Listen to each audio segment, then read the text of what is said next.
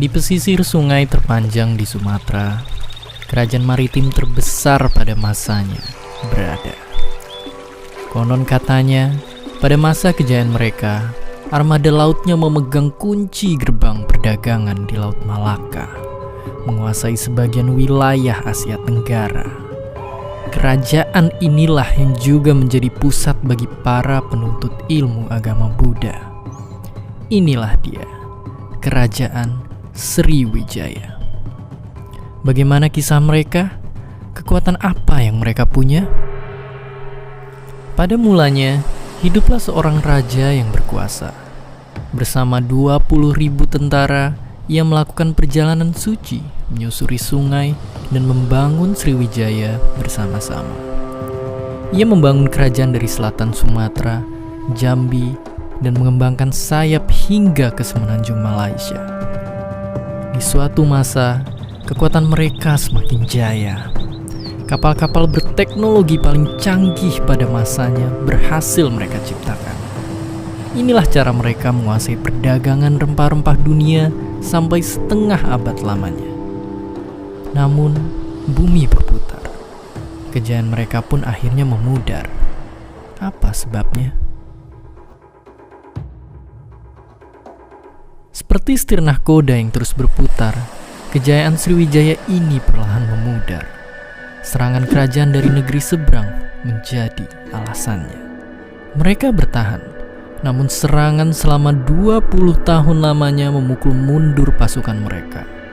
Setelah kejadian itu, tanah Sumatera perlahan digantikan oleh kerajaan-kerajaan Jawa. Masuknya pengaruh Islam yang dibawa para pedagang dari India juga melunturkan pengaruh Buddha di sana. Sriwijaya pun hilang dari peta. Bukan karena perpecahan dari dalam yang memporak-porandakan mereka, bukan pula perang saudara, melainkan serangan dari negeri yang jauh di sana. Sriwijaya mungkin kalah, tapi teknologi dan kekuatan maritim yang kerajaan tangguh ini telah bangun menyadarkan kita, nenek moyang kita memang pelaut, dan di sana kita seharusnya berjaya.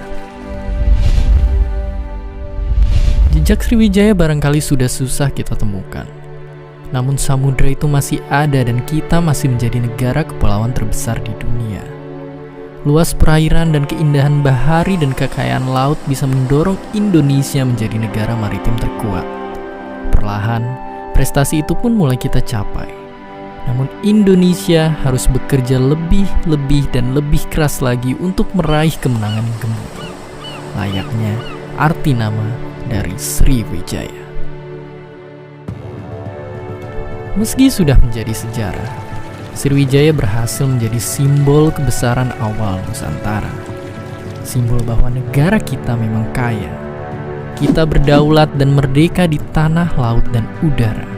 Sebuah kekuatan maritim yang sudah ada sejak lama dan masih dan akan terus ada hingga selamanya. Candi raksasa berundak sampai menjulang, indah dari kejauhan, sungguh menakjubkan. Bangunan megah ciptaan anak Nusantara. Ia cerminan teknik arsitektur canggih dari kerajaan besar yang pernah berjaya. Juga jadi lokasi karya wisata sejuta anak Indonesia. Tapi bagaimana ceritanya? Teknologi apa yang ada di balik mahakarya ini?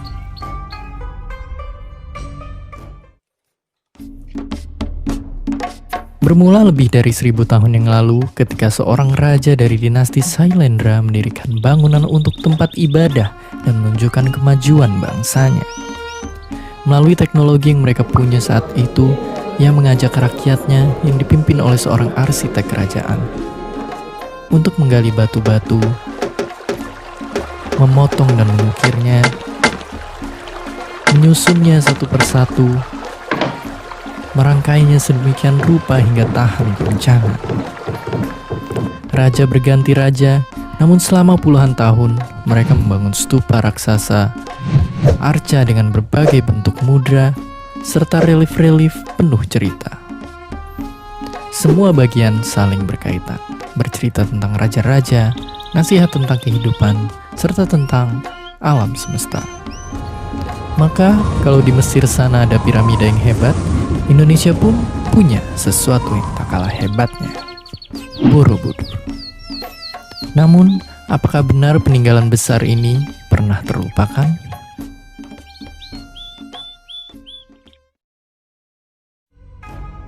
Ya, zaman berganti, peradaban dinasti yang tadinya kokoh kini telah terganti. Meninggalkan Borobudur yang selama ratusan tahun rusak diterpa hujan, badai, dan panas matahari, serta tersembunyi di balik abu vulkanik letusan gunung Merapi. Sampai akhirnya, jejaknya ditemukan seorang pejabat negeri Hindia Belanda dan kemudian diperbaiki oleh insinyur terkemuka. Semua itu memunculkan satu pertanyaan. Akankah Borobudur kembali indah seperti semula? Untungnya semua bisa dilalui. Kini, renovasi Candi Borobudur terus dilakukan. Ia pun beberapa kali rusak karena faktor alam dan juga manusia. Bahkan tak hanya kita, dunia pun percaya bahwa Candi Borobudur adalah peninggalan warisan dunia yang harus dijaga.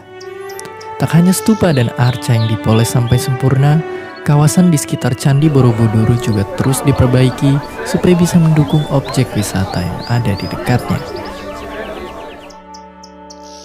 India bisa punya Taj Mahal, negeri pizza bisa bangga dengan menara miringnya. Indonesia pun demikian. Borobudur adalah satu bukti bahwa bangsa kita tak kalah berjaya. Ia diakui oleh UNESCO sebagai peninggalan kaya akan makna. Ialah Candi Buddha terbesar di dunia. Bisa dibilang Borobudur adalah warisan Nusantara, bahkan juga dunia. Mengingat sejarah dan nilai-nilai serta kemegahan bangunannya, ia harus kita rawat berapapun harganya. Tapi jika dilihat dari jumlah turis asing, Candi Borobudur masih 10 kali jauh lebih sepi dari wisatawan mancanegara yang berkunjung ke Candi Buddha di negara tetangga. Candi Borobudur memang tidak kurang megah, tapi barangkali kitalah yang belum terlalu peduli harta di negeri sendiri.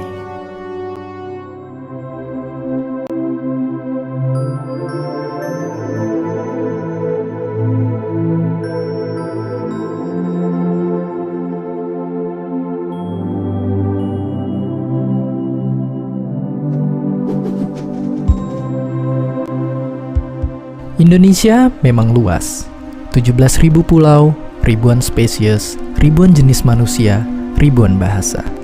Tapi jika kita zoom in ke wilayah paling timur ini, di balik semak, bukit, dan hutan lebatnya sana, ada sebuah suku misterius yang pernah punya ritual misterius, kemudian berkembang, dan kemudian punya karya mendunia. Siapakah mereka? Mereka lahir dari titisan dewa yang terluka, yang kemudian dirawat oleh seekor flamingo, dan sang dewa membuat dua patung yang sangat indah karenanya. Singkat cerita, karena dahsyatnya tarian kegembiraan sang dewa setelah sembuh, kedua patung inilah yang menjadi pasangan manusia pertama yang menjadi nenek moyang suku Asmat. Mereka hidup dengan damai. Lewat memancing di pesisir atau berburu di pedalaman, mereka mencari makan. Namun, di balik itu semua, ternyata mereka menyimpan tradisi yang membuat bulu kuduk berdiri. Memenggal dan memakan tubuh musuh-musuhnya untuk balas dendam bagi anggota keluarga mereka yang dibunuh adalah salah satunya. Kematian pun bagi mereka adalah sesuatu hal yang mistis. Tapi, benarkah suku Asmat sebegitu menakutkannya? Mungkin memang benar jika dilihat dari sudut pandang tradisi lampau. Itulah tradisi suku Asmat. Tapi dalam melihat kebudayaan, kita pun tak bisa langsung mengambil kesimpulan hitam putih atau benar salah. Dan mungkin itu juga berlaku untuk kebudayaan dimanapun di seluruh dunia. Mereka pun juga mengalami perjuangan adaptasi mereka dengan dunia luar. Jadi, apakah mereka pantas untuk ditinggalkan saja? Tentu saja tidak. Di balik itu semua, melalui perjuangan panjang mereka, ada sesuatu yang membuat nama mereka kemudian mendunia. Hingga ke San Francisco, bahkan New York. Karya mereka hingga dipuji oleh sang legendaris seni yang mendunia. Mereka kini menjadi pencipta. Merekalah orang-orang pohon. Menyulap pohon mereka menjadi karya yang mendunia.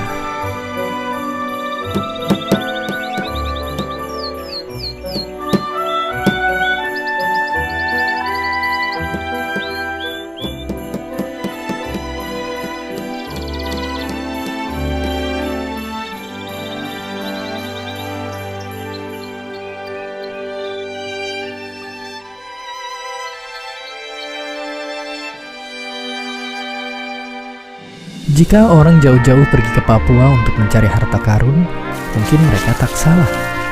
Tapi inilah harta karun lain yang dilupakan kita. Dan mungkin justru mirisnya, banyak dari kita, orang Indonesia lah, yang melupakannya.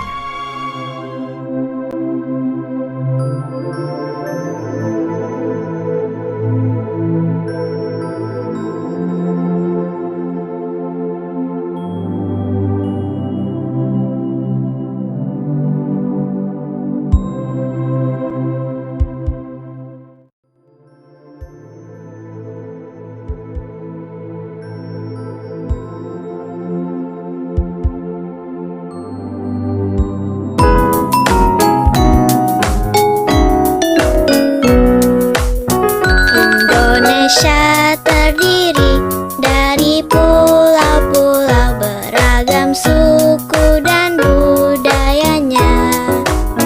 Ada suku modern, sukanya main gadget. yang tradisional, jaga adat istiadat. Hayo, siapa yang bisa kasih contoh? Saya. Suku Gayo di Aceh, suku Baduy di Banten, suku Ambon di Maluku, Suku Batak, Minang, Jawa, dan Madura. suku Asmat, Bugis, Melayu.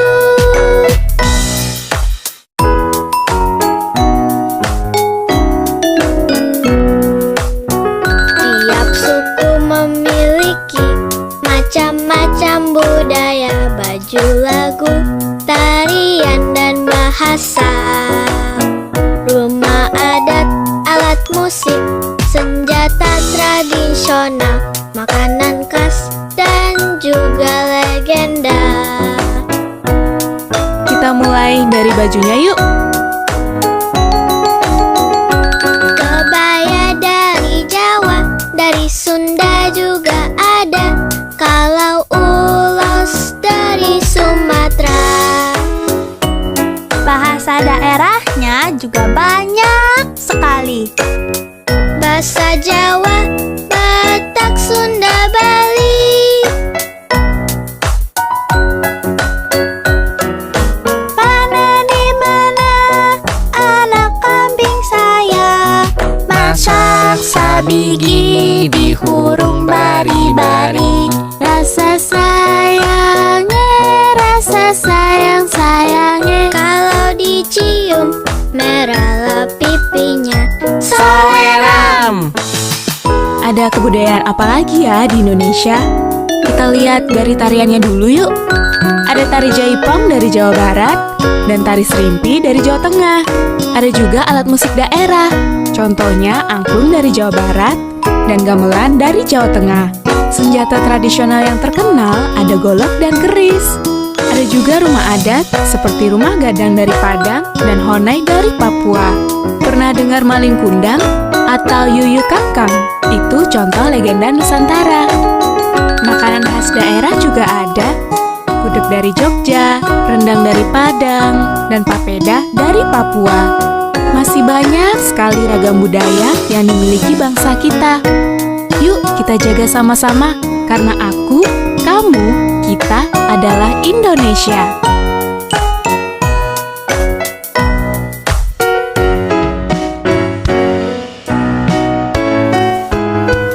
Hargai keragaman bangsa. Jangan kita saling mencelah. Cintailah budaya kita. Bertemu berteman dengan siapa saja. Indonesia terdiri dari pulau-pulau beragam suku dan budayanya. Tapi kita semua satu Indonesia. Jangan lupa Bhinneka Tunggal